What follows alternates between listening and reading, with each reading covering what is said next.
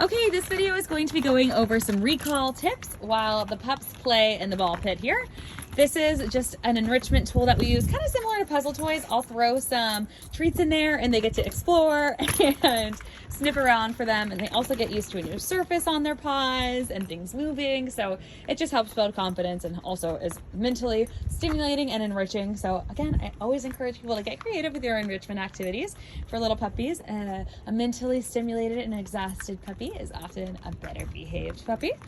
But anyway, as far as recall is concerned, we put a lot of emphasis on this because, in my opinion, it is the most important command from a safety perspective, because we want them to be reliable. When we say come, we want them to immediately run over to us. So the way we practice come here is just randomly calling them throughout the day. If we're outside for a potty break, I'll randomly call them over. I always have treats because I want them to understand that whatever they're doing that's further away, whether it's sniffing different things or exploring acorns or playing with another dog, whatever I've got is better. So we'll use some high value treats when they come because we want to build a really, really strong positive association with that. And then the other way we'll do it is playing what one of my other trainers coined, recall ping pong. And that is where two people from the same household, or you and a friend, stand on opposite ends of either the yard or the room or of the house even, and you take turns calling a puppy back and forth. So we'll do it out in the yard often.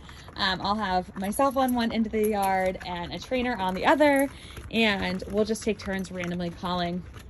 If we're working with Bowie, it'll be like, come here, Bowie. And as soon as he comes, hey, Bowie, come. Bowie, come.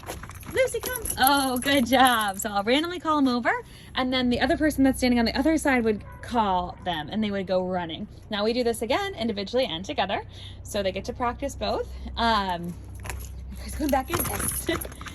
Nice job. So that's how we would do it, and just do it back and forth. Now they can play in between before we randomly call them. It doesn't have to be just like back and forth, but you could, if Abby is working with another puppy on a walk right now, but if she were with me in this video, what I would have her do is stand on the opposite end of the porch or down in the yard, and she would call them. They get to go back to the ball pit, and then maybe I would call them, and then they'd be back in the ball pit and she would call them. This also helps if you're doing it with multiple people, so they learn to respond to various household members or just various people in general. We don't want to raise puppies that only listen to one person. We see that often where they're like, this is the master, this is the authority in the house, and I only listen to them. So it's good. This is a really fun one to get all the family involved. If you want, you can have multiple people throughout the house in the living room, all on different ends with treats, and practice calling them. It's a really fun game.